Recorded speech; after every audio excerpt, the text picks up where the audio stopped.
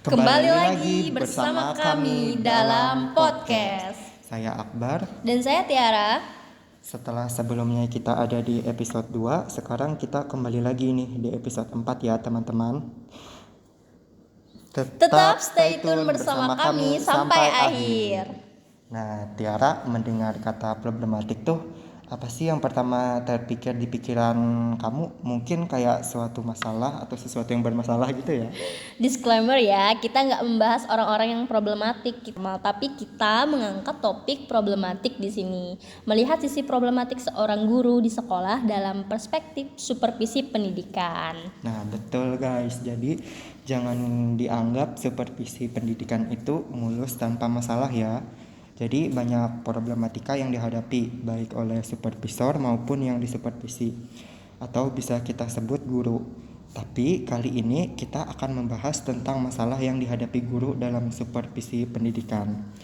Nah, menurut sudut pandang kamu, Ra, bagaimana problematik guru di sekolah dalam perspektif supervisi pendidikan ini? Guru merupakan komponen paling menentukan dalam sistem pendidikan ya, Bar. Secara keseluruhan yang harus mendapat perhatian pertama dan utama. Figur yang satu ini akan senantiasa menjadi sorotan strategis ketika berbicara masalah pendidikan, karena guru selalu terkait dengan komponen manapun dalam sistem pendidikan. Nah, guru juga memegang peranan utama dalam pembangunan pendidikan, khususnya yang diselenggarakan secara formal di sekolah. Guru juga sangat menentukan keberhasilan peserta didik, terutama dalam kaitannya dengan proses belajar mengajar. Oh, begitu ya. Jadi gitu. Guru itu seperti merupakannya pegangan peranan utama dalam proses belajar mengajar. Proses belajar mengajar itu tadi merupakan suatu proses yang mengandung serangkaian perbuatan guru dan peserta didik atau dasar hubungan dari timbal balik yang berlangsung dalam situasi edukatif untuk mencapai tujuan tertentu. Kayak gitu kan? Betul banget, Bar. Maka dalam pendidikan, pendidik adalah komponen yang sangat penting dalam sistem kependidikan, karena ia mengantarkan peserta didik pada tujuan yang telah ditentukan. Komponen yang lain terkait dan lebih bersifat komprehensif. Peranan pendidik dalam menunjang keberhasilan pendidikan sangat penting, karena itu upaya apapun untuk meningkatkan mutu pendidikan harus bersentuhan dengan sumber daya guru. Oke, jadi keberadaan dalam dunia pendidikan sangat krusial ya, Tiara. Iya. Sebab kewajibannya tidak hanya mentransformasikan pengetahuan, tetapi juga kita dituntut untuk menginternalisasikan nilai-nilai pada peserta didik. Nah, bagaimana tuh, Ra, bentuk nilai yang diinternalisasikan ini? Oh, jadi gini, Mbak. Bentuk nilai yang diinternalisasikan itu paling tidak meliputi nilai etis, nilai pragmatis, nilai efek sensorik, dan nilai religius. Pendidik dalam orang-orang yang bertanggung jawab terhadap perkembangan peserta didik dengan mengupayakan perkembangan seluruh potensi peserta didik, baik potensi afektif, potensi kognitif, maupun psikomotorik. Nah, pendidik sebagai faktor yang menentukan mutu pendidikan, karena pendidik berhadapan langsung dengan para peserta didik dalam proses pembelajaran di kelas. Di tangan pendidik, mutu kepribadian mereka harusnya dibentuk. Nah, jadi guru adalah kurikulum berjalan. Sebaik apapun kurikulum dan sistem pendidikan yang ada, tanpa didukung kemampuan guru, semuanya akan sia-sia. Guru kompeten dan efektif, tanggung jawab utamanya mengawal perkembangan peserta didik sampai suatu titik yang maksimal nih, Bar. Jadi tujuan akhir seluruh proses pendampingan guru adalah tumbuhnya pribadi dewasa yang utuh. Tanpa guru, kurikulum itu hanyalah benda mati yang tanda artinya. Wah, jadi peranan guru penting juga ya, Tiara. Jadi kualitas para pendidik dapat diketahui dari tingkat profesionalitasme mereka dalam merealisasikan segala sesuatu yang berkaitan dengan tugas mengajar para peserta didik. Jadi mereka ini rata-rata kesulitan ya mengadakan inovasi-inovasi pembelajaran di sekolah-sekolah yang mereka geluti. Para guru ini juga banyak mengalami kendala-kendala baik dalam pelaksanaan supervisi, karena pelaksanaannya hanya menyentuh aspek administrasi saja, bukan pembinaan profesionalisme. Nah, kita masuk ke pembahasan. Yang pertama, problema guru dalam keterampilan mengajar.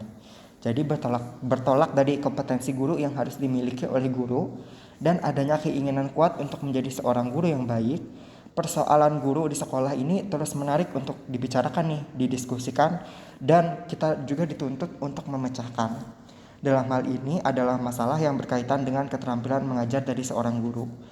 Masalah tersebut secara langsung akan berpengaruh terhadap proses belajar mengajar yang terjadi di dalam kelas. Guru hidup dalam situasi yang selalu berubah-ubah. Seperti yang kita tahu, pribadi manusia adalah keunikan yang sukar atau sulit gitu loh diduga. Oh iya ya betul nih Bar. Sering terjadi faktor manusia, yaitu ketidakmampuan manusia yang sebenarnya. Ia tuh sadar kalau sesuatu yang baik itu dapat ia kerjakan, tetapi justru yang ia inginkan itu tidak ia kerjakan. Tetapi kelemahan yang tidak ia inginkan itulah yang sering ia kerjakan. Sulit ya. Iya sulit. Memang manusia itu emang kayak gitu. Iya. Semua guru mau memperbaiki profesi mengajarnya, tetapi seolah-olah ia mengalami banyak problem pribadi, atau bisa kita sebut personal problem, maupun problema jabatan, atau kita bisa sebut juga professional problem. Memang tiap guru mempunyai perbedaan pribadi masing-masing tergantung gurunya. Oh, jadi walaupun semua unsur-unsur pokok dalam proses belajar mengajar sudah diungkapkan dan guru-guru sudah memiliki pengetahuan dan keterampilan dalam usaha memperbaiki pengajaran, gitu ya, Bar? Iya, namun masih ada lagi nih masalah-masalah yang perlu dipelajari lebih dalam. Seperti usaha kita dalam meningkatkan mutu pembelajaran. Masalah tersebut seperti masalah dalam merumuskan tujuan. Masalah dalam memilih metode mengajar, terus juga ada juga tuh masalah dalam menggunakan sumber belajar, terus masalah dalam membuat dan menggunakan alat peraga, dan juga masalah dalam merencanakan program pengajaran, dan masalah dalam merencanakan dan melaksanakan evaluasi. Oh, Nah, jadi gitu ya, Bar. kemudian kita masuk lagi ke masalah dalam merumuskan tujuan. Tujuan pembelajaran itu bukan sekedar rumusan dengan kata-kata yang indah, tetapi harus dapat menjawab masalah pokok terkait dengan konsep yang ideal yang menjadi tujuan dan pandangan hidup masyarakat. Dalam proses belajar mengajar, kadang-kadang guru tidak memiliki tujuan yang jelas. Kayak guru mengajar itu hanya berdasarkan apa yang tertuang, apa yang ada di dalam buku paket, kayak plek-ketiplek dari buku paket gitu loh. Kayak nggak berinovasi gitu ya? Iya, jadi kayak apa yang ada di buku paket itu yang mereka ajar. Tujuannya hanya mencakup salah satu domain saja, yaitu aspek kognitif. Begitu juga masih banyak tuh guru yang belum bisa merumuskan tujuan pembelajaran, sehingga rumusan tujuannya tuh terkesan bukan tujuan siswa, tetapi tujuan guru. Oh, iya ya. Jika dihadapkan pada guru-guru yang demikian, maka jelas mereka memerlukan bantuan dengan supervisi. Oh, itulah gunanya supervisi pendidikan. Betul. Lalu yang kedua, ada masalah dalam memilih metode mengajar. Nah, metode ini adalah alat komunikasi antara guru dan murid pada waktu mereka belajar. Komunikasi itu terjadi melalui penerapan panca indera. Banyak metode yang dapat dipilih oleh guru untuk digunakan sebagai alat komunikasi belajar mengajar.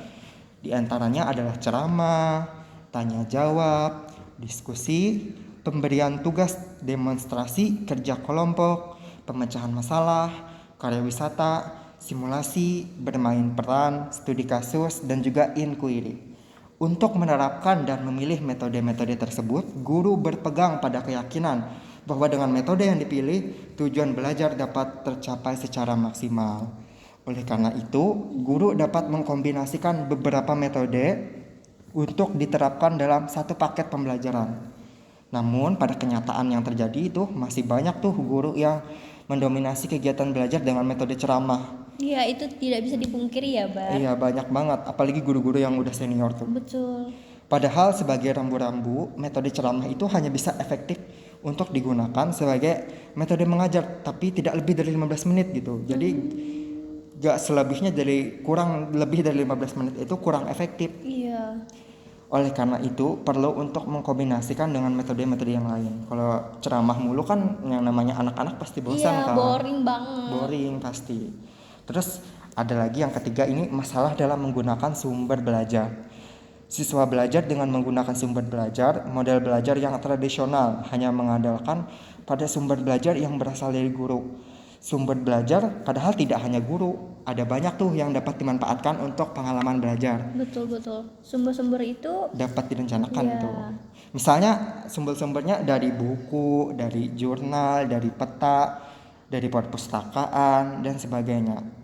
Apalagi sekarang kan udah era globalisasi kan, jadi Iya. mudah banget gitu loh untuk mencari sumber-sumber belajar. betul banget, Bar. Ada juga sumber yang tidak sengaja direncanakan tetapi dapat dimanfaatkan untuk kegiatan pembelajaran, baik dari lingkungan, baik fisik maupun sosial. Contohnya kayak perkebunan, sawah, sungai, masyarakat, petani, pedagang, dan sebagainya.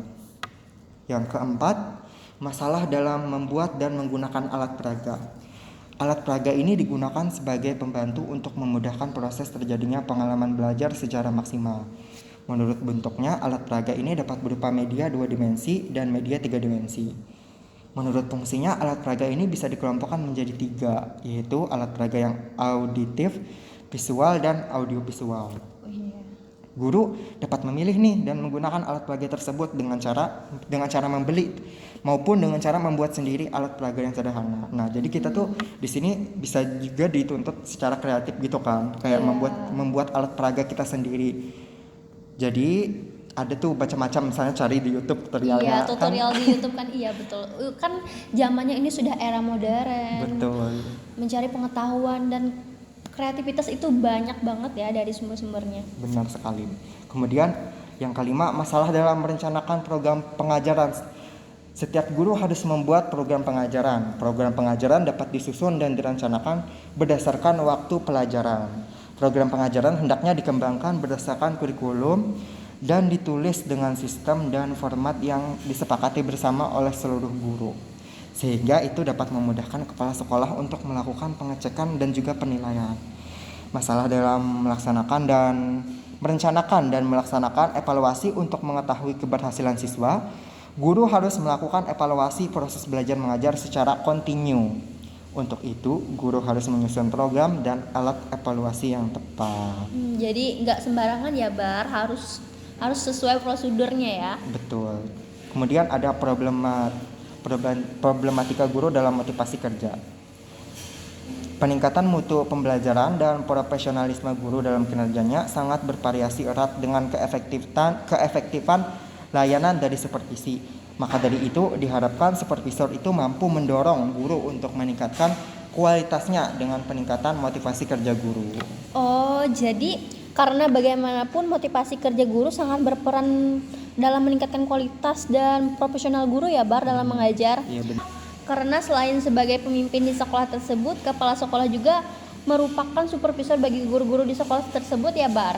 Iya begitu Tiara. Jadi dari berbagai teknik supervisi yang dilakukan oleh kepala sekolah, nampaknya itu dapat membawa dampak negatif nih bagi guru-guru. Hal ini sesuai dengan yang diungkapkan oleh Olivia, sebagaimana yang dikutip Mufidah. Observasi kelas dan wawancara supervisi pada hakikatnya dapat menyebabkan berbagai bentuk kecemasan atau ketakutan terhadap guru. Bahkan dapat membawa dampak pengalaman traumatik nih terhadap beberapa guru. Wah, sangat besar ya pengaruhnya. Benar sekali. Maka dari itu kita itu sebagai guru, bukan guru sih, maka dari itu kepala sekolahnya itu harus mampu mengadakan supervisi dengan mengembangkan teknik yang tidak menimbulkan nih kecemasan-kecemasan tersebut. Sehingga disinilah hubungan interpersonal antara kepala sekolah dengan guru. Jadi guru dan kepala sekolah itu enjoy gitu loh. Saling berhubungan, berketergantungan juga ya, jadi nggak bikin tertekan gitu. Iya, peran kepala sekolah ini penting juga untuk kemajuan seorang guru ya. Benar sekali. Memberi jalan keluar dengan adanya wawancara interpersonal ini, maka guru akan mampu melakukan perbaikan pengajaran, baik yang dapat diamati maupun perencanaan untuk masa mendatang. Oh, jadi untuk sikap guru terhadap supervisi, menurut para ahli ada nggak, Bar? Nah, ada dong. Sikap guru terhadap supervisi, sebagaimana kajian yang dilakukan oleh Nigle dan Evans yang dikutip oleh Mufidah menyatakan berbagai pernyataan nih, antara lain yang pertama, prinsip-prinsip yang sesuai dengan perubahan sosial dan dinamika kelompok. Kemudian para guru menghendaki supervisi dari kepala sekolah sebagaimana yang seharusnya dikerjakan oleh tenaga personil yang berjabatan supervisor. Terus kepala sekolah tidak melakukan supervisi dengan baik. Lalu ada juga semua guru membutuhkan supervisi dan mengharapkan untuk disupervisi. Nah, jadi itu dibutuhkan oleh semua guru. Iya.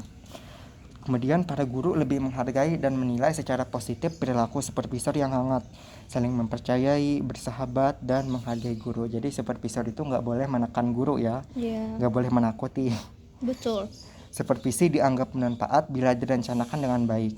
Supervisor menunjukkan sifat membantu dan menyediakan model-model pengajaran yang dipandang efektif. Kemudian supervisor memberikan peran serta yang cukup tinggi kepada guru untuk pengambilan keputusan dalam wawancara supervisi. Supervisor juga mengutamakan pengembangan keterampilan hubungan insani seperti halnya dengan keterampilan teknis. Dan yang terakhir, supervisor seharusnya menciptakan iklim organisasi yang terbuka nih, yang memungkinkan pemantapan hubungan yang saling menunjang. Oh, jadi gitu ya, Bar. Biasanya kalau kepala sekolah mau mewawancarai guru, ada teknik khusus nggak sih, Bar? Nah, dalam melakukan supervisi kepada guru, kepala sekolah atau madrasah biasanya memakai teknik wawancara atau dialog dengan guru tersebut, di mana guru akan menjadi lebih terbuka mengemukakan masalah-masalah yang dihadapinya. Lalu kemudian kepala sekolah atau madrasah menanyakan tentang idenya untuk mengatasi masalah yang dihadapi tersebut. Di samping itu, kepala sekolah juga bisa nih mengemukakan solusi untuk guru tersebut jika hal itu diperlukan. Dan guru tidak dapat menemukan sendiri solusi terhadap masalahnya tersebut, maka bisa nih minta bantuan kepala sekolah. Oh, iya. Sementara itu, supervisi dilakukan untuk meningkatkan motivasi kerja guru, sehingga kinerja dalam mengajar juga meningkat. Kinerja yang dapat ditingkatkan adalah kinerja dalam mendesain pembelajaran dan juga kinerja dalam proses pembelajaran. Kepala sekolah atau madrasah sebagai supervisor harus mampu memahami permasalahan yang dihadapi oleh guru, baik dalam mendesain pembelajaran ataupun ketika proses pembelajaran.